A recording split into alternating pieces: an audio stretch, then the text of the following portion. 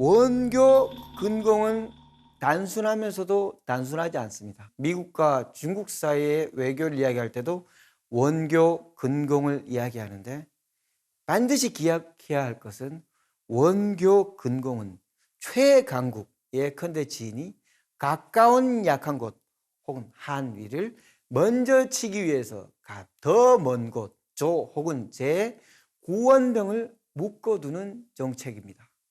그러므로 공격하는 강자의 정책을 약자가 쓸 수가 없습니다. 그래서 약자이면서 원교 근공을 이야기할 수도 없고 방어할 때도 원교 근공은 성립하지 않습니다. 그래서 원교 근공은 가장 많이 오해되는 외교 전술입니다. 약한 나라는 국제사회의 표적이 되지 않는 신중함 그리고 변화의 시기에는 의제를 선점한 선도력에 의지해서 생존하는 것이지 원교 근공을 활용해서 생존할 수는 없습니다.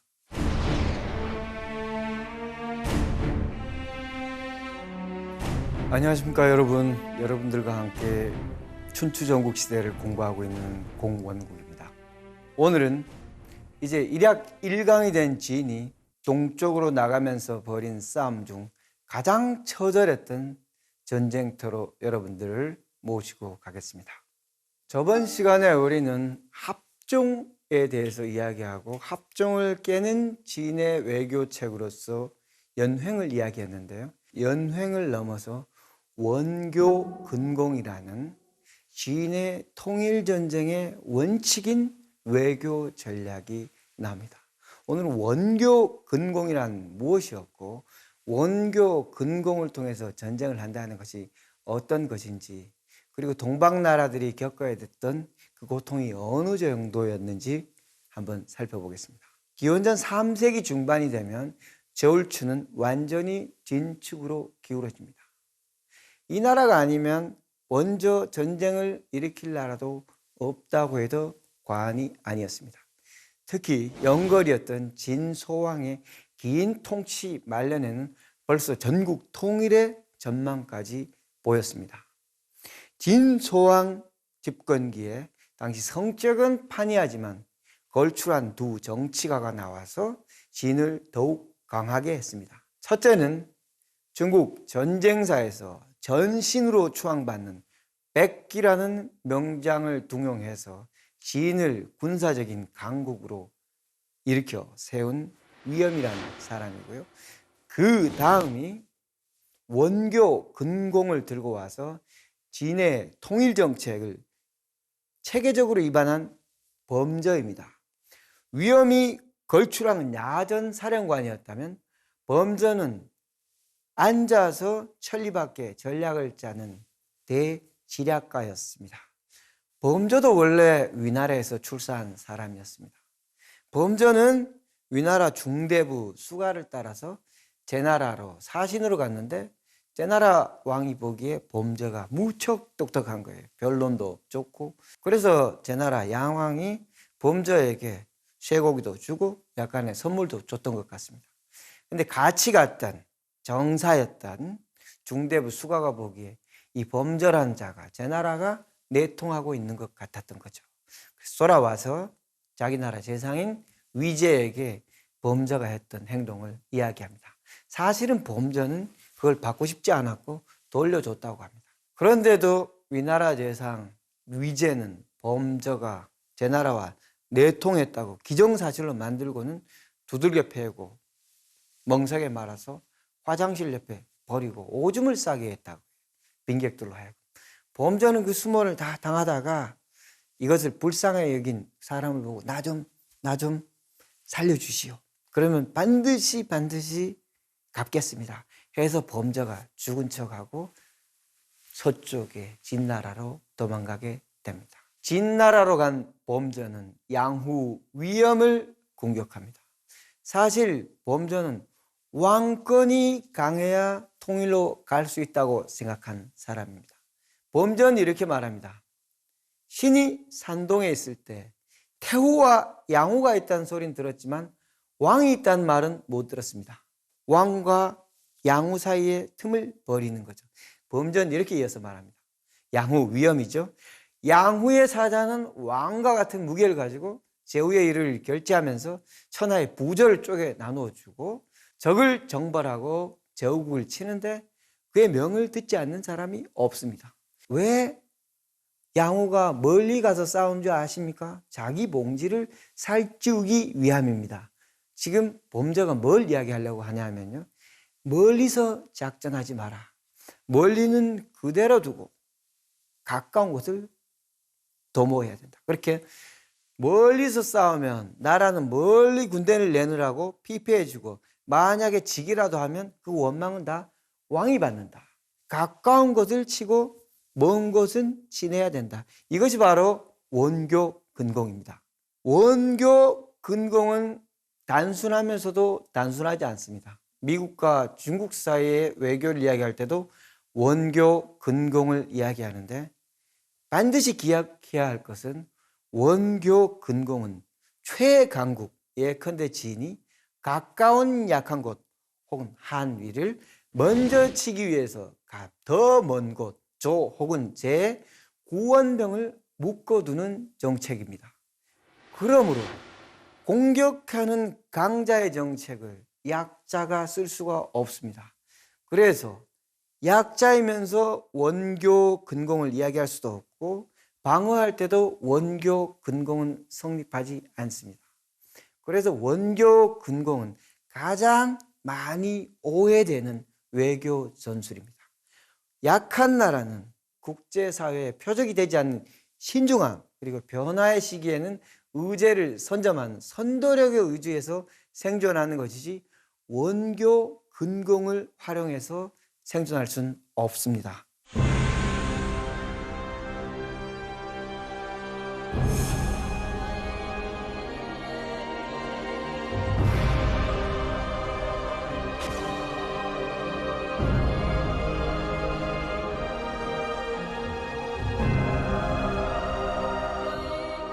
이제 기원전 260년 피비린내 난 장평의 싸움터로 가보겠습니다. 진이 가장 약한 한을 공격하면서 한의 황하 북쪽에 상당을 완전히 고립시켜 버렸습니다. 상당에 있는 수비병들이 버티고 버텨보다가 황하 남쪽에 한 본국과 끊어지니까 항복할 수밖에 없는 입장이 됐습니다. 그러자 한나라 상당 태수 풍정이 조나라에 가서 말합니다. 상당의 70개의 성을 조나라에 바치겠습니다. 조나라 조정 안에서는 격론이 벌어졌습니다. 힘도 들이지 않고 그 70개의 성을 받으면 우리가 진의 화살바지가 됩니다. 그러나 또 다른 사람들은 이렇게 말합니다. 70개의 성이라는 것이 얼마나 얻기 어려운 것입니까? 우리가 상당을 합치면 진을 상대하지 못할 것이 무엇입니까? 왕의 동생이었던 위묵인 이렇게 말합니다. 지금 한을 도와야 우리 위가 산다. 그러나 위왕은 눈치를 보고 있었죠. 진 소왕은 열국에게 이렇게 엄포를 놓았습니다. 지금 만약 상당을 구원한다면 구원병이 오는 그 나라로 우리 모든 군대를 돌릴 것이다. 그러므로 절대로 구원하지 마라. 그래서 모두 눈치를 보고 있었습니다. 특히 상당에서는 제 나라의 구원병도 요청했지만 제 나라 역시 눈치를 보고 있었습니다. 그러나 조나라가 상당의 70개 성을 받기로 하면서 조나라 군대가 태행로를 건너서 상당으로 옵니다. 역사에서 이 태행로는 언제나 드라마를 만들어냅니다. 만약에 태행산이 히말라야처럼 높다면 사람이 넘어가지도 않을 텐데, 히말라야보다 낮고 또한 우랄산맥처럼 평평하다면 크게 힘들이지 않고 넘어갈 텐데 그보다는 몇 배 높습니다. 그래서 넘어가면 위험하고, 그렇다고 해서 넘어갈 수 없는 산도 아니고, 그런 곳에 태행로가 있습니다. 태행산을 넘어온 조나라 군대 사령관은 백전노장인 연파였습니다. 연파는 진이 항아리같이 생긴 상당으로 들어와 있다는 것을 알고 있었습니다. 진의 한해군은 남쪽에서 황하를 틀어막고 구원군이 못 들어오도록 막고 진의 하동군이 산을 넘어와서 상당에서 한군, 조군과 대치하고 있었던 상황입니다. 그래서 연파는 동쪽의 산을 넘어가면서 한단에서 물자를 공급하면 멀리 온 진나라를 이길 수 있다고 생각했습니다. 또한 상당의 백성들이 조나라 군을 지원하고 있기 때문에 장기전은 자기에게 승산이 있다고 생각했던 거죠. 그때 역시 꾀주머니 범저가 반강계를 냅니다. 연파가 싸움을 하지 않는다. 그렇다면 연파를 실각시켜서 다른 머저리를 세우면 되지 않겠느냐. 그래서 이런 유언비어를 퍼뜨립니다. 우리 진나라가 두려워하는 것은 연파가 아니라 마법군의 아들 조갈이다. 그렇지만 이 조갈은 종이 호랑이였던 거죠. 당시 서방의 진은 전면전을 각오하고 있었습니다. 항아리 안에 들어가서 조나라군과 마치 항아리 안에서 쥐 두 마리가 싸우듯이 결전을 준비하고 있었습니다. 그런데 연파가 버티고 있으니까 어찌할 수가 없었는데 이제 애송이가 사령관으로 온 거죠. 그러자 진나라 쪽에서 백기를 몰래 사령관으로 앉힙니다. 백기는 백전노장이면서 권모술수의 달인입니다. 백기는 조나라 보루에 가서 슬쩍슬쩍 싸움을 겁니다. 조갈이 보기에 백기의 군대가 멀리 나와 있는 것 같다. 그래서 조갈은 먼저 들이쳐 봅니다. 그때 진군이 의외로 약하게 뒤로 슬쩍슬쩍 밀려납니다. 그러니까 조갈이 본대를 내서 진군을 밀어붙입니다. 보루를 나온 거죠. 그때 진의 기병 2만 5천이 보루를 나선 조나라 본대 사이를 끊어버렸던 것입니다. 많은 군대가 수십만 군대가 나와서 평원에서 둘러싸여 버린 거죠. 오기가 말했듯이 군대에서 우물쭈물하는 것, 사령관이 결단을 못 내린 것이 바로 군대가 패하는 지름길이다. 지금 포위된 상황에서 포위를 돌파하기 위해서는 일시가 급한데 조갈은 포위된 상태에서 원군을 기다렸습니다. 그래서 무려 46일 동안 굶으니까 진중에서 사람들이 서로 잡아먹는 상황이 벌어졌다는 거죠. 그런데 마지막 도저히 버티지 못하자 조갈이 결사대를 내서 임시 보루 바깥을 나가지만 전군은 잡히거나 죽고 말고 조갈 자신은 화살의 희생양이 되고 말았습니다. 장평에서 진군은 어마어마한 승리를 거뒀습니다. 조나라 군대 병력 거의 전체라고 할 수 있는 40만을 포로로 잡았습니다. 백기의 생각은 이렇습니다. 조나라는 지금 텅텅 비어있다. 한단으로 들어가면 한단은 바로 포위시킬 수가 있다. 그런데 범저의 전략은 어떻습니까? 원래 한을 멸망시키려고 했는데 조가 개입했다. 우리는 한을 먼저 멸망시키고 그 다음이 위고 그 다음이 조가 돼야 된다. 그것이 바로 원교 근공이죠. 범저는 그 순서를 문란하게 만들고 싶지 않았습니다. 백기는 바로 진격하고 싶었습니다. 만약에 백기가 조나라 수도 한단을 공략한다고 하면 이 40만을 어디에 두겠습니까? 이 40만을 진나라 본국에 보내자면 어마어마한 수의 호위병이 필요할 것이고요. 40만을 먹이자면 그 또한 대단한 일이었을 겁니다. 그래서 백기가 생각해낸 건 이 친구들은 식충에 불과하다. 그래서 무려 항복한 조나라 군사 40만을 묻어 죽였다고 합니다. 저 또한 현장 답살나면서 그 구덩이 안에 들어있는 수많은 뼈들을 보았습니다. 사기엔 이렇게 기록이 되어 있습니다. 이에 포로들을 속여서 모두 파묻어 죽이고 어린이 240명만 조로 돌려보냈다. 전후에 목이 베이거나 포로가 된 이가 45만 명으로 조나라 사람들은 벌벌 떨었다. 사실 포로 40만을 죽인다는 건 거의 불가능할 것 같기도 한데요. 이렇게 죽이는 겁니다. 각 부대에게 할당량을 주는 거예요. 그래서 아무리 비무장이라고 하더라도 사람들은 40만이 움직이면 폭동을 일으키면 위험하기 때문에 한밤중에 각 부대마다 할당량을 주고 둘러싸서 체계적으로 학살했던 겁니다.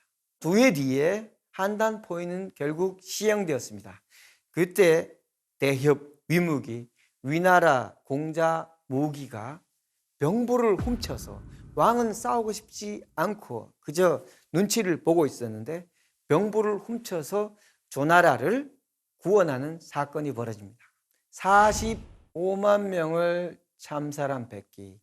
백기의 운명은 어떻게 되었을까요? 한단에서 백기는 물러났습니다. 진군은 한단을 포위했지만 떨어뜨리지 못하고 이제 위와 초가 조를 지원합니다. 이 상황에서 진소왕과 범저는 백기를 부릅니다. 진왕이 사자를 보내서, 검을 보내서 백기에게 자살하라고 말합니다. 명장의 최후축은 좀 슬픈가요? 백기가 그때 이렇게 말을 했다고 합니다. 내가 하늘에 무슨 죄를 지어서 이 지경에 이르렀는가? 그리고 한참 동안 생각해보곤 나는 진실로 죽어 마땅하다. 장평의 싸움에서 항복한 조나라 병사 수십만 명을 속여 묻어 죽였으니 이로써 내가 죽기에 충분하다. 백기가 명장인지 도살자인지 의견이 분분할 겁니다. 백기는 이렇게 죽었습니다. 그렇다면 이 모든 일의 기획자 범저는 어떻게 되었을까요? 사기에는 범저가 상황을 보고 은퇴해서 문제없이 생을 마쳤다고 되어 있습니다. 그런데 당대의 기록인 수호지 진간 기년 부분에 이런 기사가 나옵니다. 소왕 52년 왕계와 장록이 죽다. 장록은 범저가 위나라를 탈출해서 진나라에서 썼던 이름입니다. 그러므로 아마 장록은 범저였던 것 같습니다. 한단의 포위에서 실패하고 범저와 범저의 집단 전체가 아마 죄에 걸려서 죽은 것 같습니다. 40만이 죽었으니까 기획자도 죽는 것도 아주 나쁘지는 않은 것 같습니다. 다음 시간에는 군인들뿐만 아니라 민간인들까지 싸움에 참여하는, 거기서 무수한 고통을 겪는 통일전쟁의 막바지로 가보겠습니다. 고맙습니다.